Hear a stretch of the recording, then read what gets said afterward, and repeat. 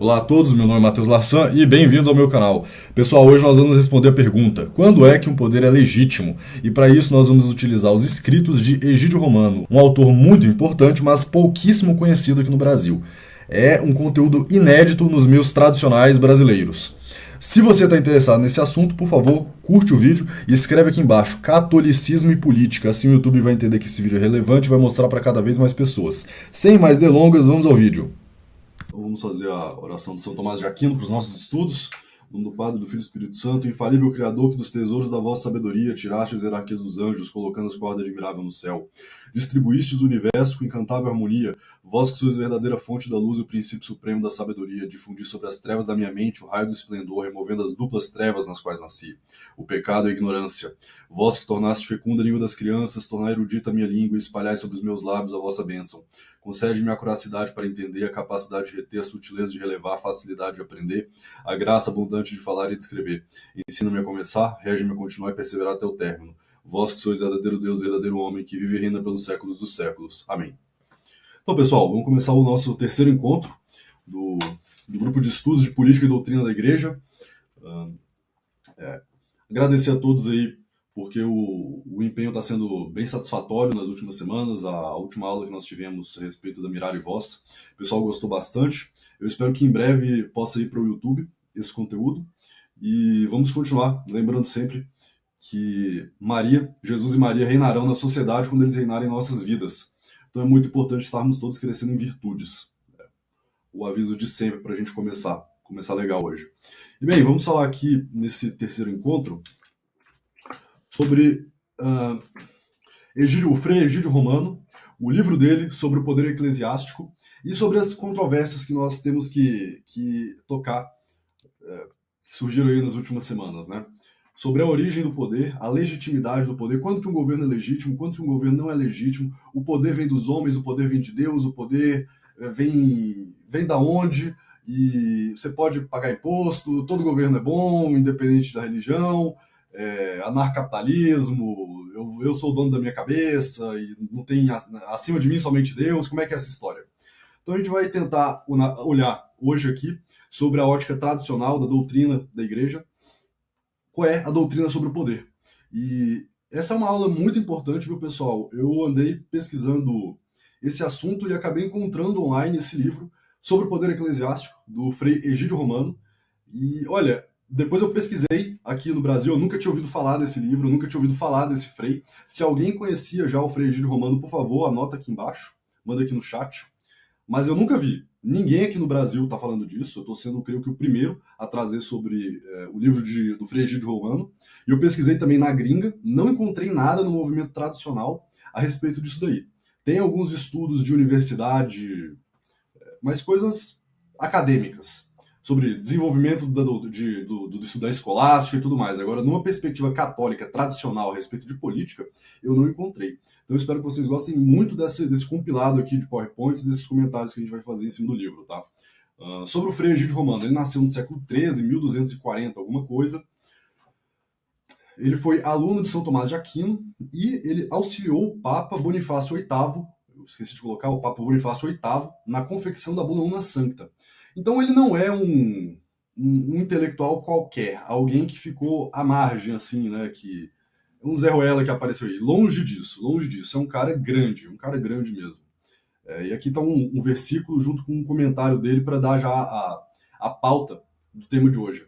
Lucas 22, 38. Senhor, eis aqui duas espadas, onde logo o Senhor acrescenta basta, porque na igreja bastam esses dois gládios. É preciso que estes dois gládios, o gládio temporal e o gládio espiritual, estas duas autoridades e poderes sejam da parte de Deus, já que não há autoridade a não ser a vinda da parte de Deus, não ser autoridade vinda da parte de Deus. Esse encontro de hoje aqui, essa aula, vai ser uma excelente continuação da bula, da primeira aula que nós tivemos e da carta da Epístola Duo Sunt. Muito bonito como toda a doutrina é igual ao passar de todo o tempo, só que vai se aprofundando, vai se tornando cada vez mais explícita.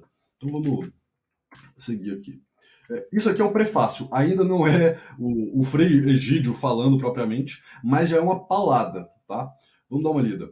Se o poder eclesiástico o separa dos demais de Deus, tira-lhes também o suporte, através do qual poderiam reivindicar para si a posse de bens ou o governo dos homens. Aqui ele está falando de governantes que possam ter sido colocados para fora da comunhão da igreja, né? Os poderes eclesiásticos separam dos demais, tira-lhes também o suporte, através do qual poderiam reivindicar para si a posse de bens ou o governo dos homens. O excomungado, pelo fato mesmo de sê-lo, deixa de ser um governante justo, ou um justo possuidor de seus próprios bens. Quando, pois, o Papa dispensava o povo da obediência a um imperador excomungado, ou quando mandava extorquir os bens dos hereges, estava apenas explicitando o que compreendido implicitamente no fato mesmo da excomunhão, a perda de todos os direitos. Olha, é absurdo, tá? O Frei de Romano, assim, ele faz assim as pessoas mais tradicionais que a gente conhece parecerem um liberal, entende? Se você não existe a consagração total pelo método de São Luís Maria de Grão de Montfort à Virgem Maria, né? A escravidão total à Virgem Maria, e o Frei Egídio ensina a escravidão total ao Romano Pontífice. Não há direito a bem nenhum, você não pode ter uma caneta, uma pilha, um isqueiro sem a comunhão com o Romano Pontífice. É isso, o Frei Egídio Romano, tá? Do mesmo modo, os infiéis que não participarem da comunhão eclesiástica são senhores injustos e proprietários não legítimos. Se a igreja não age contra eles, é com a finalidade de manter a tranquilidade entre os povos. Não é porque reconheça neles qualquer legitimidade de autoridade ou de posse. Eu vou repetir, para caso alguém tenha dormido aqui. Se a igreja não age contra os injustos e os ilegítimos governantes, é meramente para manter a tranquilidade, a paz. Não é um reconhecimento automático de nada. Aqui um pequeno esquema. Tá aparecendo a tela inteira para vocês? Sim. Sim. Beleza. Sim. Aqui um mero esquema para deixar bem claro, ver se não há dúvidas aqui, como é que funciona a hierarquia do poder. Todo poder vem de Deus, por meio do Papa, e chega no rei. Todo poder vem de Deus, por intermédio do Papa, ao rei. É consagração total ao Papa. Tá? Lá na primeira aula eu falei que todas as imagens que aparecem de São Pedro são ele segurando as chaves. A única imagem que aparece ele entregando as chaves é no retorno de Cristo, porque o Papa é o vigário de Cristo na Terra. O vigário de Cristo na Terra. O Papa é o doce Cristo na Terra. Ora, todo o poder emana de Deus. Deus, Jesus Cristo é rei, enquanto Deus, enquanto homem. Em Cristo está havendo a unidade do sacerdote com o rei. Porque Cristo é o sumo sacerdote e Cristo é rei. Então todo o poder dos tronos dessa terra pertencem a Deus. Ora, quem é o doce Cristo na terra? O Papa. Fim. É o Papa. Tá? A gente vai ver agora como é que isso vai dispor. Como é que ele vai dispor do poder temporal, como é que ele vai dispor do poder espiritual. Mas eu espero que até aqui vocês tenham entendido com plena clareza como é que funciona a coisa. Aqui no prólogo, o título: para que não sejamos ignorados pelo Senhor, não devemos ignorar o poder do sumo pontífice. O apóstolo afirma, em 1 Coríntios 14:38, se alguém ignora, será ignorado. No capítulo 2, o sumo pontífice possui tanto poder que ele é aquele homem espiritual que julga tudo e não é julgado por ninguém, claro. O Romano Pontífice é o doce Cristo na Terra. Ele julga a todos e não é julgado por ninguém. Simples. Essa é a doutrina católica. Capítulo 3. O sumo pontífice tem tanto poder que ele é aquele poder sublime ao qual toda alma deve sujeitar-se. Se não se obedecer aos poderes seculares, mata-se o corpo. Mas se não se obedecer aos poderes espirituais, mata-se a alma. Aquilo quer dizer o seguinte: o pontífice ele tem um poder tal que ele não manda apenas no corpo, ele manda na alma. E aí, por um princípio muito básico, um princípio elementar, quem pode o muito, pode o todo. Quem levanta 100 quilos, levanta 20 quilos. Estou compreendendo? Quem levanta 100, levanta 20. Aquele que... O pessoal aí no chat tá de sacanagem. Estou desconcentrando, mas... Aquele que manda, que pode mandar a alma para o inferno, quanto mais tem poder para dispor sobre o corpo. Quanto mais tem poder para dispor sobre o corpo. Tá? Ô, Daniel, toca teu microfone no mudo, por gentileza. Boa. Continuando. Capítulo 4. A autoridade espiritual tem poder de instituir a autoridade terrena. E se a autoridade terrena não for boa, a autoridade espiritual poderá julgá-la. É claro, né? É claro. No final eu vou mostrar aqui para vocês a bula de excomunhão do Papa Pio V em cima da rainha anglicana Elizabeth. Você está errada e merece ser deposta. Ele vai dizer isso claramente, que ela merece ser deposta do poder. E ele é o Papa. Ele manda, ele julga, ele analisa, ele diz se é bom, ele diz se não é, e acabou. Ele pode julgar todos e não é julgado por ninguém. As coisas inferiores se submetem às superiores. O corpo se sujeita à alma, a criança ao pai e o governo ao Papa. Quem pode o muito, pode o pouco. Quem tem poder para condenar a alma também pode condenar o corpo. Hugo de São Vítor, no livro De Sacramentis Fidei Christia, diz: a autoridade espiritual tem poder de instituir a autoridade terrena e julgá-la caso não seja boa. Jeremias 1,10. Vê, dou-te hoje, o Espírito Santo dizendo, Deus dizendo ao profeta Jeremias, dou-te hoje poder sobre as nações e sobre os reinos, para alcançar, arrancares e demolires, para arruinares e destruíres, para edificares e plantares. Num determinado contexto político ali. Né? Ele dando poder ao profeta Jeremias. Continuando. Acho que está bem claro até aí como é que a coisa está indo, né? Capítulo 5. 4 razões pelas quais a autoridade sacerdotal é superior e mais digna que a autoridade real. O Frei Egídio Romano, nesse livro, esse livro tem umas 230 páginas, Nacional Papismo, essa aí é boa. Essa aí é ótima. Esse livro tem umas 230 páginas, é um livro razoavelmente fácil de você entender, ele é bem didático, ele é maçante, esse livro, mas não é chato. Não é chato porque o assunto é fenomenal, mas ele é maçante porque ele pega assim, olha, alguns dizem que talvez o poder não pertence ao Papa. Dizem isso por A, B e C, aquele estilo bem tomista. Estão errados por A, B, C, D e E. E quem diz não sei o que está errado também. Logo, a verdade é essa aqui, parará, parará, parará. Por que a verdade é essa? Parará, parará, parará, parará. Então eu estou resumindo aqui os capítulos na sua essência, né? Fazendo alguns comentários bem superficiais, mas é um livro, um dos melhores que eu li esse ano, em absoluta certeza, de filosofia política, top 1. Esse aqui é fantástico. Tá, 4 razões pelas quais a autoridade sacerdotal é superior e mais digna que a autoridade real. Razão número 1, o dízimo. Quem paga o dízimo é inferior. Bem simples, né? Quem recebe o dízimo é superior. O governo paga o dízimo à igreja. Os reis pagam, os reis fazem doações e contribuições à igreja. A igreja não vai pagar dízimo pro rei. Bem simples. Razão número 2, bênção e santificação. Quem é que abençoa quem? É o Papa que abençoa o rei ou é o rei que abençoa o Papa?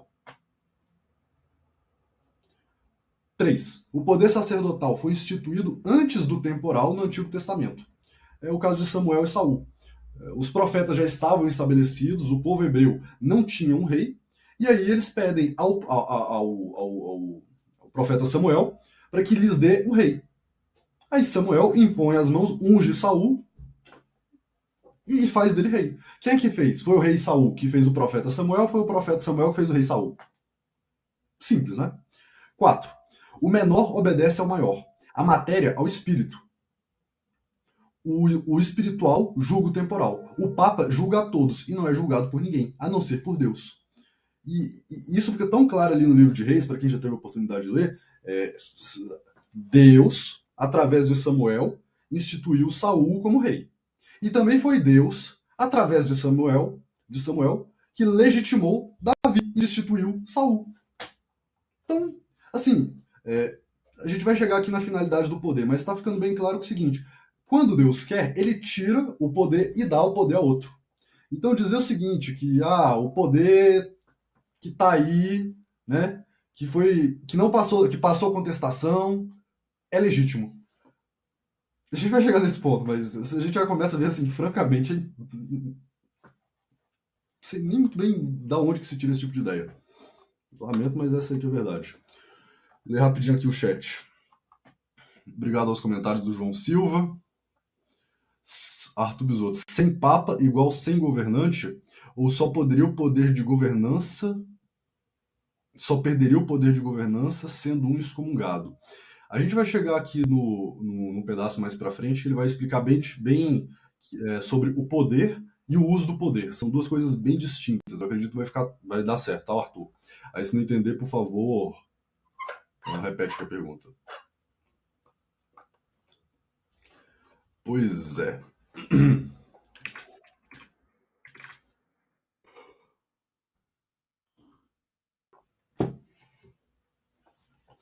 Capítulo 7.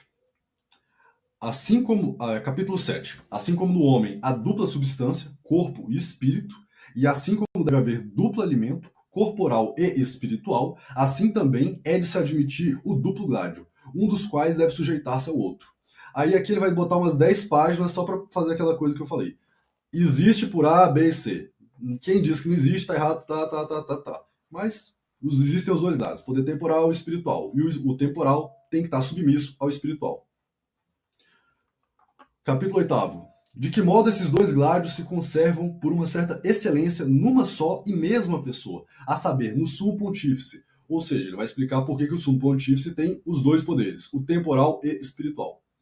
Dizemos, pois, que os sacerdotes, e principalmente o sumo pontífice, devem, na nova lei, deter o gládio espiritual e não material, porque de nenhum modo tenham este gládio, mas porque não têm o gládio material para uso, e sim a sua disposição. E porque convém à igreja e ao sumo pontífice deter o gládio material à sua disposição, mas não para seu uso. E porque tal gládio à disposição é tê-lo de um modo mais perfeito do que tê-lo para uso. Dizemos que a igreja e o sumo pontífice têm o gládio material de um modo mais excelente e perfeito que os reis e os príncipes terrenos. Já explicamos aqui.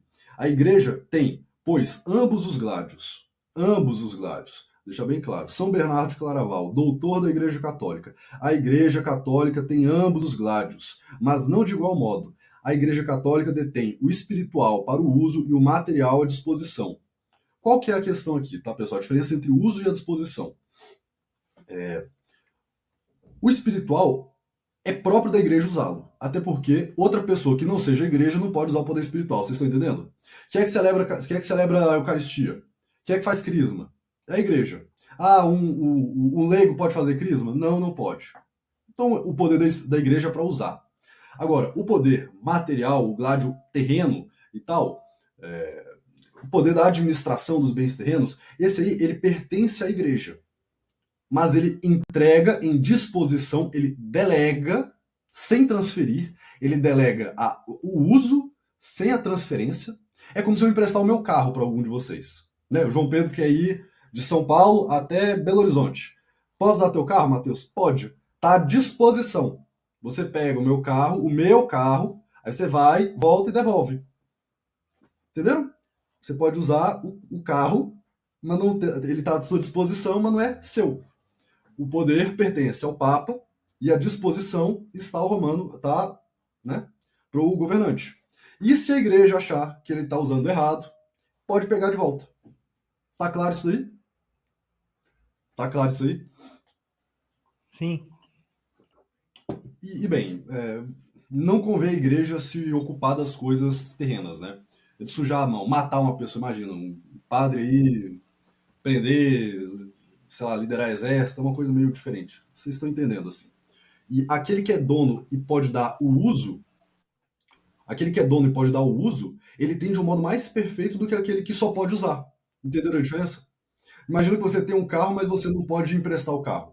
Aquele que tem o carro e pode emprestar, tem o carro de um modo mais excelente, metafisicamente superior. Continuando. Capítulo 10. O fim e a intenção do príncipe secular que tem o gládio material para uso é e deve ser induzir os homens à virtude. O governante tem que levar o povo à virtude, o povo à salvação. Mas os homens virtuosos nasceram aptos e estão dispostos a obedecer ao poder espiritual. O poder secular, que tem uso do gládio, parece pretender como fim dispor os cidadãos e dispor seus súditos a obedecer ao poder espiritual que tem o gládio à disposição. Ou seja, aquele que foi delegado o uso do poder temporal tem que levar o povo a obedecer quem tem o poder espiritual. Entenderam? Aí a pergunta, Ah, mas se o governo não está levando o povo a obedecer o poder espiritual. Não é legítimo. Acho que tá cristalino isso até aqui, né? E assim, pessoal, você parte de uma premissa tão evidente, todo o poder é de Deus. E você vai decorrendo de modo lógico e fica irrefutável. É uma pancada. Livro 2, capítulo 4. Alguém quer falar alguma coisa? Se quiser abrir o microfone. Tudo certo?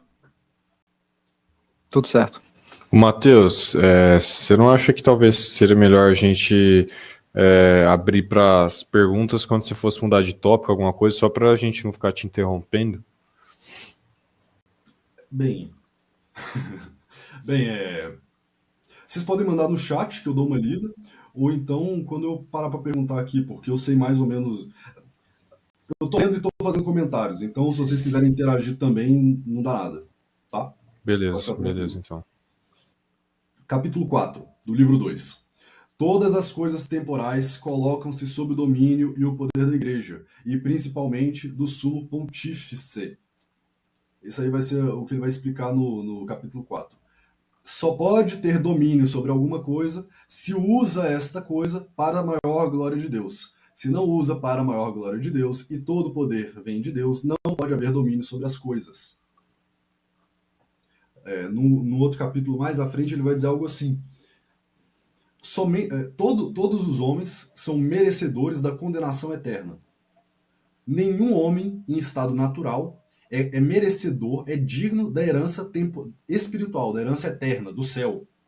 Por meio do batismo, nós nos tornamos dignos, nós nos tornamos merecedores da herança eterna. Ora, quem não tem o batismo, quem não tem o mais, quem não tem sequer a herança espiritual, também não vai ter herança temporal. Entenderam?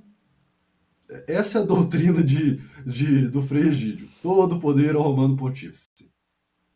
E eu achei muito interessante esse pedaço. Não tem a ver com o tema, mas é tão brilhante que isso aí refuta também o protestantismo. Essa explicação sobre Mateus 16, 18. Eu resolvi colocar. Quando foi dito a Pedro, tu és Pedro, e sobre esta pedra eu edificarei a minha igreja, a palavra pedra significa Cristo, segundo o apóstolo, pois a pedra era Cristo, como se Cristo dissesse, eu sou a pedra, e tu és Pedro. Desta pedra, e sobre esta pedra, isto é, sobre mim mesmo, edificarei a minha igreja. Tu, portanto, Pedro, que recebeste o nome de mim, que sou a pedra, regerás e governarás toda a igreja sobre mim fundada. Tu apacentarás as minhas ovelhas, não estas ou aquelas somente, mas todas universalmente, porque Cristo lidera, pastoreia o rebanho universal. Aos outros apóstolos foram confiadas estas ou aquelas ovelhas, mas a ti foram confiadas universalmente todas as ovelhas, sem restrição, sem diminuição. Tudo, todos.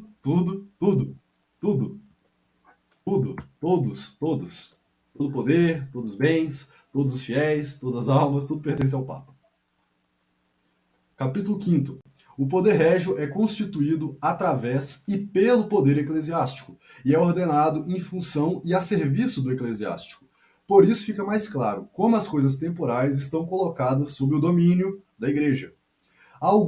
Esse capítulo aqui é importante, atenção. Alguns querem dizer que ambos os poderes, tanto o sacerdotal como o real ou imperial, vêm diretamente de Deus, e que um não veio do outro, que um não veio através do outro e pelo outro. Daí alguns querem ir mais longe e concluir que o Papa não tem ambos os gládios. Alguns querem concluir que pode ser judeu, pode ser muçulmano, pode ser budista, é o governo que tem que ter obediência. Alguns querem concluir isso. Não dá. Bom, assim é que até o poder que tem os maus reis, aqui Arthur, a gente vai responder a tua pergunta. Assim é que até o poder que tem os maus reis, o tem de Deus. Conforme a resposta que Cristo deu a Pilatos. Não teria nenhum poder sobre mim se ele não te fosse dado de cima. Mas uma coisa é vir de Deus enquanto age geralmente nas coisas. E outra coisa é vir de Deus enquanto um mandato espiritual. Exemplo. É vontade de Deus que existam outras religiões, como ensina o Bergoglio, né? Pacto de Abu Dhabi. Ele vai dizer o seguinte: é vontade permissiva, porque eu não sou. Imagina se Deus, né? Não. A gente sabe, o Bergoglio ele acha que Deus deu um mandato divino para as outras religiões. Mas a verdade é verdade. Essas religiões existem porque Deus deixa, permite, nesse sentido. Se ele estalar os dedos, acabam essas religiões falsas. Só existe a verdadeira. Certo? Mas isso não significa que essas religiões falsas existam porque Deus deu um mandato. Você vai, Maomé, vai e funde uma religião para mim. Não foi. Entenderam? Todo poder vem de Deus. E o poder que os reis maus têm é porque Deus permite, e não porque ele delegou. Capítulo 8. Ninguém é digno da herança paterna, se não for servo e filho da igreja, e se através dela não for digno da herança eterna. Se sem o batismo não há direito à herança eterna, quanto mais à herança terrena. Como o João Silva falou aqui no chat, é basicamente isso, tudo no Papa, tudo com o Papa, nada sem o Papa, né? A doutrina faixa católica. Enfim. Capítulo 11. Os infiéis são indignos de toda posse e domínio de qualquer poder. E nós temos tudo vindo de Deus.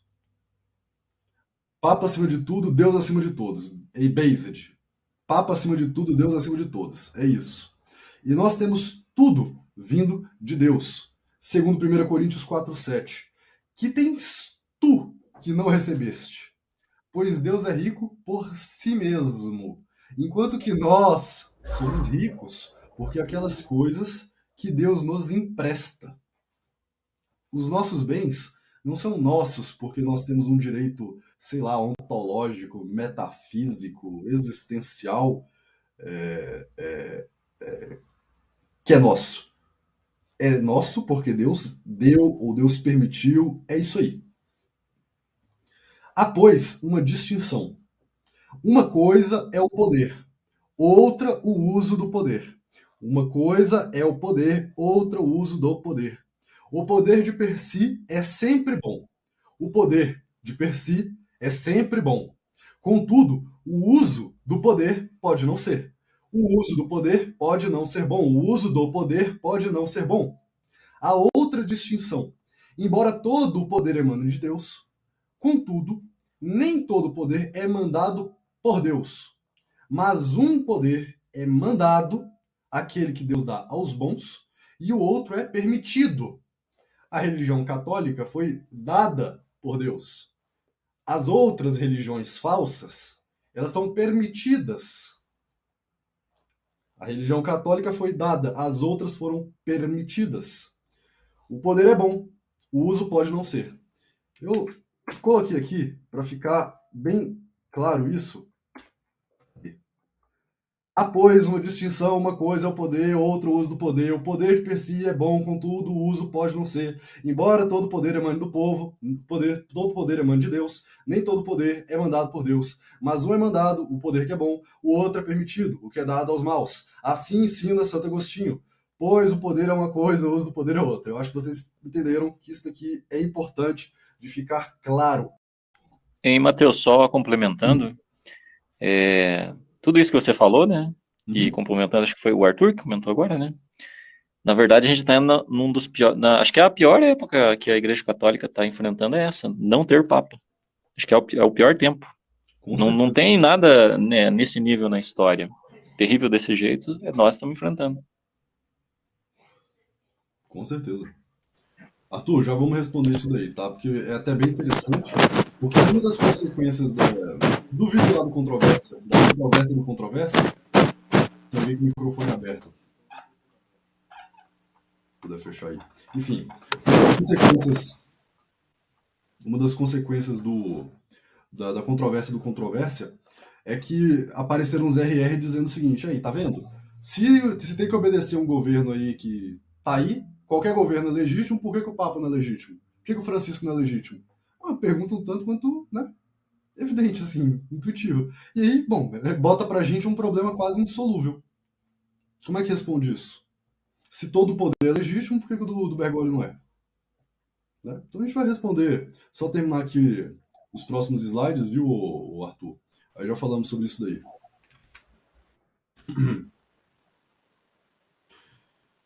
E aqui, para mim, é o resumo da obra. Se forem bem consideradas as palavras do Evangelho, está muito bem simbolizado através daqueles dois gládios de que modo tenha a igreja ambos os gládios. Porque, como diz Beda, um daqueles gládios foi tirado e o outro ficou na bainha. Pois, embora fossem dois os gládios, lemos que um só foi desembainhado. Aquele com o qual Pedro feriu o servo do príncipe dos sacerdotes e amputou-lhe a orelha direita, que significa senão que a igreja tem os dois gládios, o espiritual para o uso, aquele gládio que está figurado pelo gládio desembainhado, e o material não para o uso, o gládio do poder temporal não para uso, mas à disposição, e que está figurado pelo gládio não desembainhado. Por isso, com o gládio desembainhado, que a igreja tem para usar no servo, isto é, no pecador, o gládio espiritual que a igreja pode usar no pecador, porquanto quem faz o pecado é servo do pecado. Se amputa a orelha direita, através da qual se ouvem as palavras de Deus, assim como a esquerda ouvem-se as palavras do século. Amputar a orelha direita significa separar da comunhão dos fiéis, para que o pecador não possa ouvir as palavras divinas de salvação, e a alma dele, de jeito nenhum, possa viver das palavras que procedem da boca de Deus. E quem usou este gládio? Quem amputou a orelha direita? Pedro. Olha, isso aqui para mim, gente, é lindo, magnífico, esplendoroso, belo, moral, tremendo, que aqui resolve falar, tem duas espadas, uma Pedro está usando, a outra está guardada, né, para ser entregue para outro. Quando Pedro cortou a orelha, cortou qual das duas? A esquerda ou a direita? Cortou a orelha direita, porque a orelha direita para ouvir a Deus. A esquerda, as coisas do mundo. Cortou a direita por quê? Porque ele está mostrando ali que é a morte espiritual, a morte eterna, e não a morte corporal, porque essa aí é própria da outra espada que ficou embanhada. Entenderam? Para mim isso aqui é fenomenal, lindo. E reforçando, Deus, Papa, Rei. Conclusão, caminhando aqui para outros finalmente. Quando Cristo diz, dai a César o que é de César e a Deus o que é de Deus, eu faço aqui a pergunta, o que é de César que não é de Deus? O que é que César poderia reivindicar que Deus não pudesse com uma alegação muito superior? O quê? O que é de César que não é de Deus? O que César pode dizer que é dele, que Deus não poderia dizer que é dele de modo muito superior, de modo muito melhor? Fica a pergunta. Né? Não tem. Tanto que tem que entender assim, que em vários momentos do Evangelho, Cristo dá aquelas não respostas ou aquelas saídas pela culatra, né? Aquela terceira via, porque quando perguntaram para Cristo, então, quando os judeus perguntam para Cristo, então, temos ou não temos que pagar imposto para César? Se ele responde, tem que pagar, ele está legitimando César. E a opressão, né, dos romanos. Se ele responde que não tem que pagar, aí ele era morto. O que é de César, que não é de Deus? Cristo dá essa não resposta. Dá a César o que é de César e a Deus o que é de Deus. E o que é de César? Nada. Assim, só é de César aquilo que é dado por Deus. Só é de César aquilo que é dado por Deus para Deus. É isso. Tá? Pois, vamos abrir aqui para as perguntas, respondeu o Arthur. E depois a gente termina de... Não, antes de concluir, eu quero só citar aqui dois trechos lá do vídeo do Controvérsia. 1h, 18 minutos e 34 segundos. Um poder estabelecido, passado o período de contestação, não importa que seja, citando, pagão, muçulmano, judaico, tem que ter subordinação às autoridades. Isso é doutrina da igreja.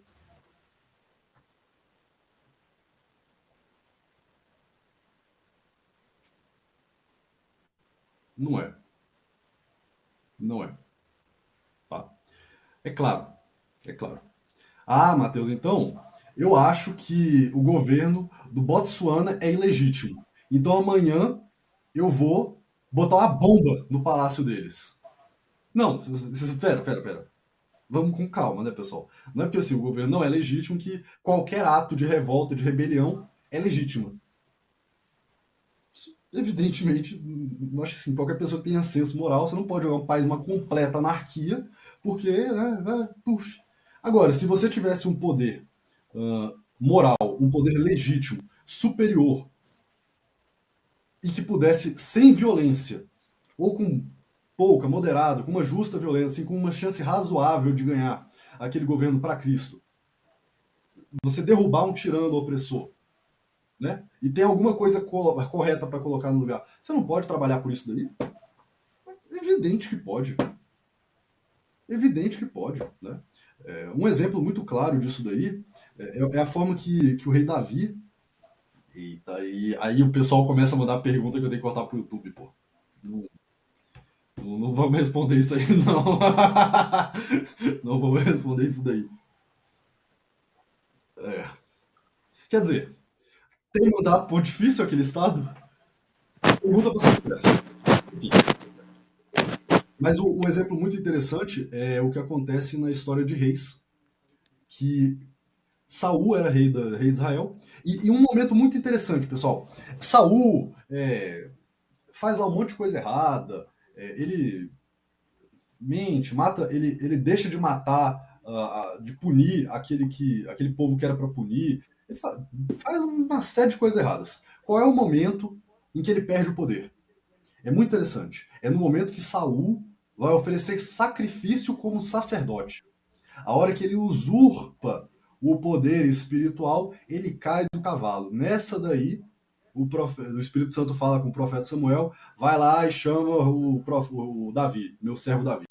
Pronto. Nesta hora, Deus disse, deu. E é até bem simbólico, né? Que isso aconteceu com muitas das monarquia francesa. Vivia ali uma lascívia generalizada, que não sei o quê. Aí, bem, a hora que começa a tentar usurpar poder do Papa, poder espiritual, porque isso, que galicanismo, nós vamos obedecer. Não vou sagrar ao Sagrado Coração, não vamos consagrar a França ao Sagrado Coração, porque eu que mando aqui, não sei o quê. Pimba, deu no que deu, né? E vários governos, né? Vários governos. Eu acho que isso é muito intuitivo. Enfim, aí, continuando. O rei Davi, ele é ungido como rei pelo profeta Samuel. E bem, nesse momento, em várias partes, assim, ele mostra que ele tem direito de levantar uma guerra contra o rei Saul. Mas ele não faz. Ele passa, creio que, 10 anos na caverna, escondido mesmo, assim, com as pessoas. E isso mostra, assim, que ele, de certo modo, sabia que ele não tinha condição de combater, que ele não podia chegar a matar e, né, deixar aquele vácuo de poder ali e a situação generalizada, porque o reino de Israel, naquele período, estava em guerra com vários outros povos, enfim. Mostra uma sabedoria, uma prudência, e um exemplo muito marcante disso é que, em determinado momento, o rei Saul, numa das suas campanhas militares, ele entra numa caverna para evacuar o ventre. E aí, enquanto ele está agachado fazendo as necessidades, o rei Davi ele entra sorrateiramente na caverna, ele corta um pedaço da capa e segura e esconde no bolso, né? Esconde um pedaço da capa. E aí, quando o rei Saul sai da caverna, o rei Davi grita: Saul, Saul, veja aqui se não é a tua capa, se não é a tua capa. Poderia eu ter te matado, tinha você em tuas mãos, em minhas mãos, e ainda assim não quis, mas para de me perseguir, que não sei o quê, que não sei o quê, que não sei o quê. É muito simbólico como que isso tudo funciona. Então, veja, é um salto lógico. Passou o período de contestação, não importa que seja pagão, muçulmano, judaico, tem que ter subordinação às autoridades. Isso é doutrina da igreja, isso é um salto lógico.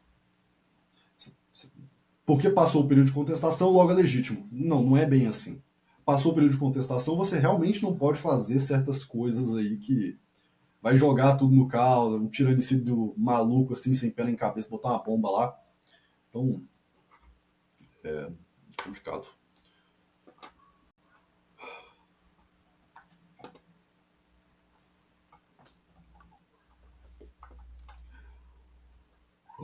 Daniel, dá para derivar isso aqui que eu falei sobre César desse livro do Egídio Romano. Eu já vi o Paulo Cogos citar algum teólogo, depois eu pergunto para ele aí a gente compartilha. Mas de cabeça eu não lembro ninguém. Lembrando que o Jacques Clement foi um monge dominicano que matou o Chateau de Saint-Cloud. O rei Henrique foi considerado um mártir pelo Papa Sixtus V. Chat.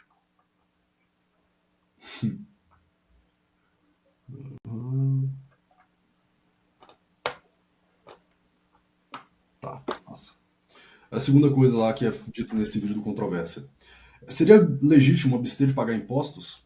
Não, porque os cristãos pagavam impostos a Nero, que fazia sacrifícios a demônio. Então esses cristãos foram para o inferno?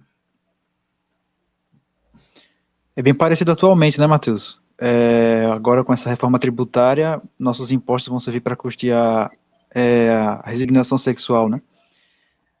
Tratamento hormonal, tratamento psiquiátrico, psicológico, para as pessoas que querem mudar de sexo, entre aspas, né? Então, assim, não tem como fugir. Se você for comprar uma água, se você for comprar uma comida, se você for comprar qualquer besteira, o imposto que incide sobre esse produto, esse serviço, vai para lá. Não tem como fugir. Como aqui o João Silva está dizendo, quem não bancar o SUS fazer assassinato intrauterino vai pro inferno. Isso aí, você colocando dessa forma, é complicado. Parece um tanto quanto evidente que, assim, você vai comprar uma água, você não tem como deixar de pagar imposto, porque, bom, tá na nota fiscal, vai fazer o quê, né? Você não vai pro inferno por pagar. Agora, deixar de pagar, você vai pro inferno? Aí fica a pergunta, né? Que direito esses governos têm de usar esses bens, esses recursos, para esses fins perniciosos? Se o poder serve para ordenar a sociedade para a salvação das almas, e o poder não está sendo usado para a salvação das almas, pelo contrário, está sendo usado para a perdição das almas, me parece muito claro assim que qualquer coisa que você possa fazer para deixar de apoiar o rei Saul e apoiar o rei Davi seja bom. Né? Deixa de apoiar o rei Saul e começa a apoiar o rei Davi. Me parece óbvio. Se está tendo como, faça. Né? Aí, bem, esses livros de teologia moral não são fáceis de encontrar sempre. Então, eu vou ficar devendo a citação exata tal, mas diz lá na Teologia de Santo Afonso Maria de Ligório que para deixar de pagar imposto, a sonegação se tornar pecado, ela tem que cumprir alguns requisitos. Primeiro, o imposto tem que ser justo, tem que ser um valor pequeno, que não vai fazer uma falta, um valor justo, né? Não pode ser um valor exorbitante. Segunda condição, o imposto ele tem que ter uma finalidade específica, ou seja, você tem que saber para que exatamente vai aquele imposto. Aqui no Brasil, existe a taxa de coleta de lixo. Por lei, a taxa de coleta de lixo só serve para a coleta de lixo. Mas o IPVA é um imposto de finalidade geral, ou seja, eles podem pegar o imposto do IPVA e colocar para assassinato intrauterino, podem colocar para, sei lá, defesa militar, para escola, entenderam? Não é de finalidade específica. Aí são tal. O terceiro condição, não pode fazer falta grave na vida das pessoas, né? Ou seja, tem que ser um imposto não só de valor justo, mas um imposto que você consiga pagar. Se você não conseguir por qualquer razão, não seria pecado deixar de pagar. E a quarta razão, o uso do imposto tem que ser bom. Óbvio, né? Todos os bens têm que servir para a salvação das almas. Depois vou pedir aí para alguns amigos lá do seminário tirarem foto desses livros de teologia, mandarem para a gente, eu compartilho na aba da comunidade, compartilho no grupo e mais alguma coisa. Então, Arthur, respondendo aqui algumas perguntas, tá? Antes, o comentário do Pedro. Qual imposto hoje em dia tem uma finalidade justa? Excelente. Sobre a questão do poder na situação do sedvacantismo em que não há Papa, tá? Todo poder provém do Papa. Toda jurisdição provém do Papa. Mas tem algumas coisas que a gente tem que considerar a respeito disso. A primeira, a necessidade não conhece regras. Exemplo, numa situação ordinária, para uma confissão ser válida, ela tem que ter autorização do bispo naquele local. Então, se, por exemplo, o padre da diocese de Manaus está na diocese de Curitiba, ele não pode atender confissão assim de qualquer jeito, entendeu? Se ele atender confissão assim, sem pedir autorização para o bispo local, essa confissão é inválida. Mas acontece o seguinte, se esse padre de Manaus tá passando pela rua aqui em Curitiba, aí bate um carro, o motoqueiro quebra o pescoço e vai morrer, ele pode absolver, entendeu? Ele tem a jurisdição dada pela natureza. A jurisdição, assim, dada pela necessidade. Esse é o primeiro ponto. Segundo exemplo, na situação de crise do sério-vacantismo, os bispos sagram outros bispos devido à necessidade. Apesar de que Monsenhor Tuque tinha mandato apostólico. Então, tecnicamente, a nossa linhagem sério-vacantista tem mandato apostólico, tem jurisdição plena devido à necessidade de missões, né? Aí a questão do poder temporal. Você poderia argumentar o seguinte: olha, dada a natureza da coisa, o clero poderia se unir e sagrar, e ungir o rei. Isso é perfeitamente plausível. Não só é plausível, como em Portugal existia uma peculiaridade, porque em outras monarquias europeias, geralmente era o Papa que ia lá colocar a coroa na cabeça do imperador. Era o Papa que coroava o rei da França, né?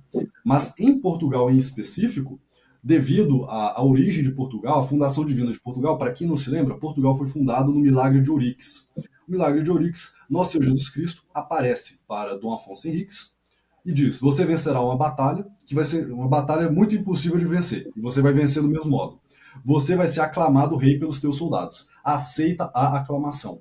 Então, desde Portugal, ou seja, tem 800 anos esse rito, todos os reis de Portugal eram aclamados com as seguintes frases: Real, Real, Real, Afonso, Alto Rei de Portugal, Real, Real, Real, Dom Miguel, Alto Rei de Portugal, entenderam? Era dessa forma. Depois da aclamação popular, era confirmada a escolha do povo com a unção real, com a unção dos bispos. E aí era o bispo de Lisboa que ungia o rei. E depois era confirmado pelo Papa.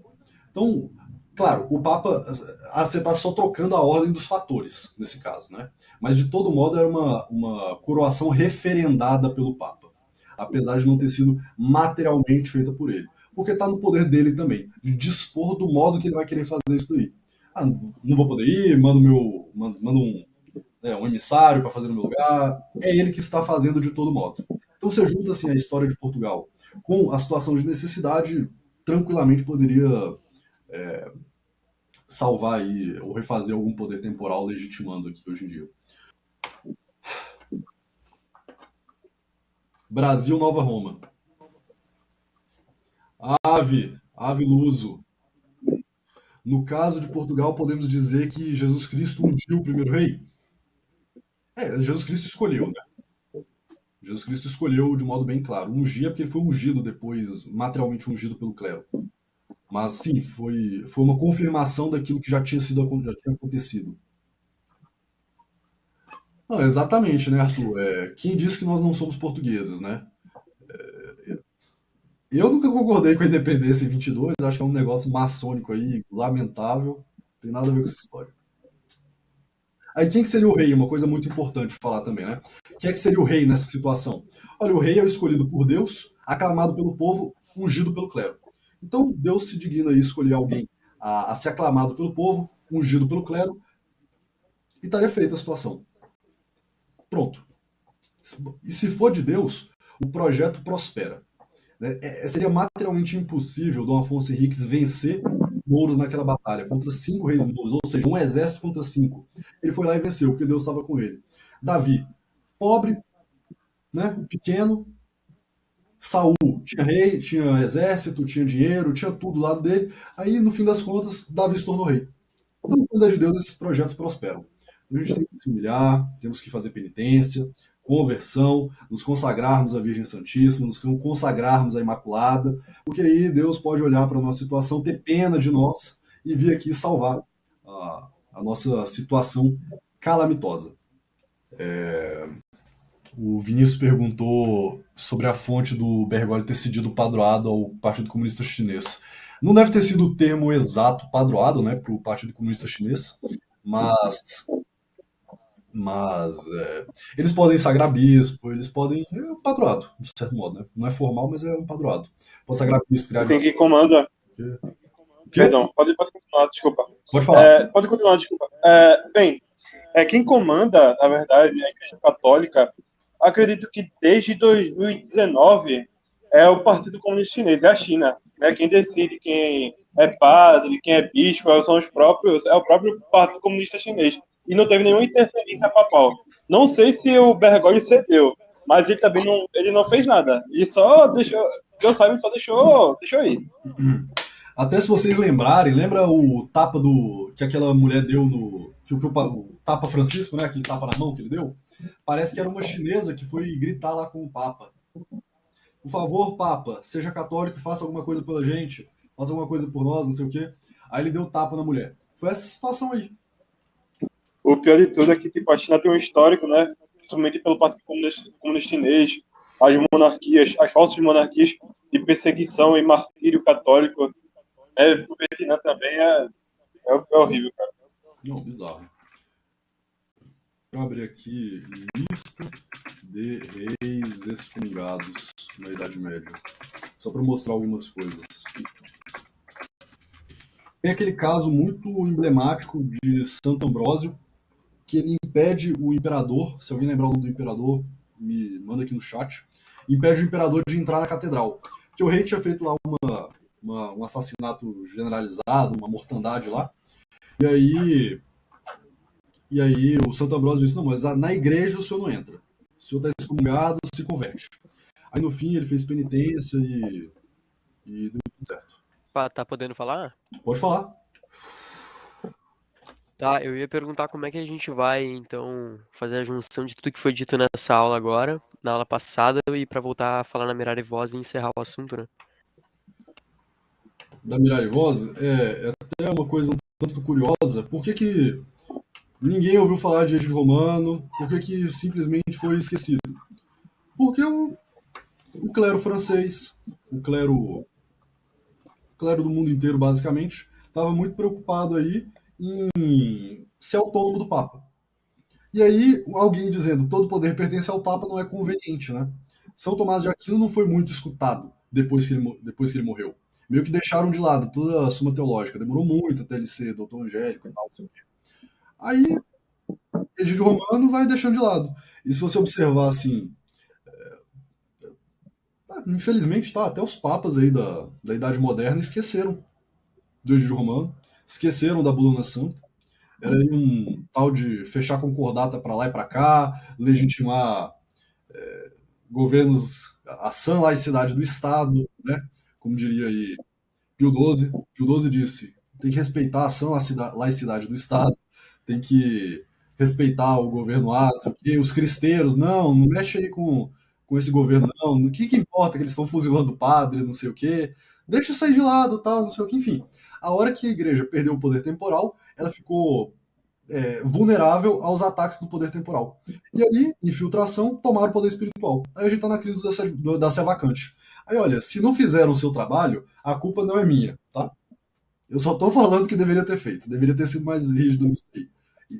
Né? A prova de que eu tô certo é porque a crise tá aí. Se não tiver, se a crise, eu poderia estar errado. Mas como tem a crise, bem.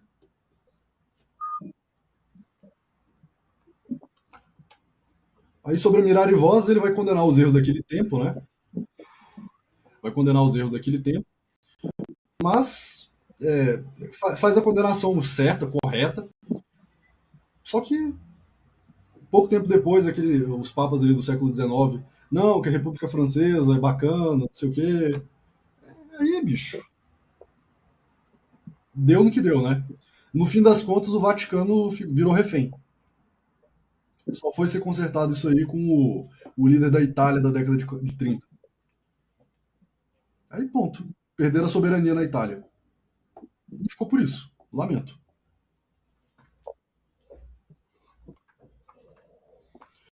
O João Silva lembrou, foi o imperador Valentiniano I que o Santo Ambrósio impediu de entrar na igreja. relação aos monarcas medievais, né, acredito eu que tiveram mais virtuosos do que, né, vamos dizer assim, desagradecidos à igreja. Mas teve um caso, né, de um chamado Barba Ruiva, não sei se vocês conhecem, não lembro se ele era da Inglaterra ou da França. Não, esse aqui não. Ele né, fez algumas coisas contrárias à igreja, ia ser ameaçado a ser excomungado. Aí, se eu não me engano, ele mudou o comportamento dele, alguma coisa do tipo. Se alguém conhecer melhor sobre esse cara, pode me corrigir também, que eu estudei não a fundo, não muito a fundo, né? Só vi o superficial. Sim.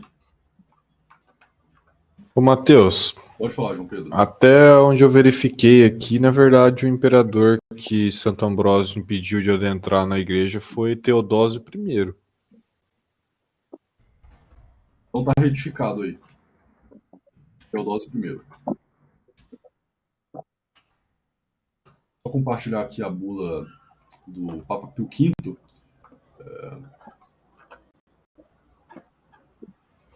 Só para deixar registrado. A gente não vai ler não, mas... Aí vamos falar aqui agora sobre o anarcapitalismo, o Cogos e o Rothbard. Aí a gente conclui aqui o encontro de hoje. A bula do Papa Pio V. Estão vendo a tela? Sim, estamos. Sim. A bula do Papa Pio V excomungando a Rainha Elizabeth e favorecendo a deposição. Mostrando que sim, a igreja fazia esse tipo de coisa, né? Lembrando que é o último Papa Santo, e depois dele, só 500 anos depois, São Pio X foi canonizado. Isso bota a gente para pensar num monte de coisas também, né? O João Silva perguntou onde é que você pode comprar esse livro. Se vocês souberem, me avisem. Esse aí é um livro que tem que ser editado. Tem um PDF já, muito bom. Tá fácil, eu mandei no grupo. Vou disponibilizar para o YouTube, colocar na descrição aí, um link no Drive, para quem quiser ler. É isso daí. Tá, falando agora sobre anarcapitalismo e o Cogos. Primeiro, só uma observação. Pessoal, espero que tenham gostado desse vídeo. Logo mais vamos estar postando aí um trechinho bônus extra, alguns comentários sobre o anarcapitalismo e o Cogos. Se você gostou, por favor, se inscreve no canal, ativa o sininho de notificações, curta esse vídeo, compartilha, tá? E comenta aqui embaixo catolicismo e política, para o YouTube mostrar esse vídeo para mais pessoas. Pessoal, um forte abraço a todos. Viva Cristo Rei, viva a Imaculada, viva a restauração. Tchau!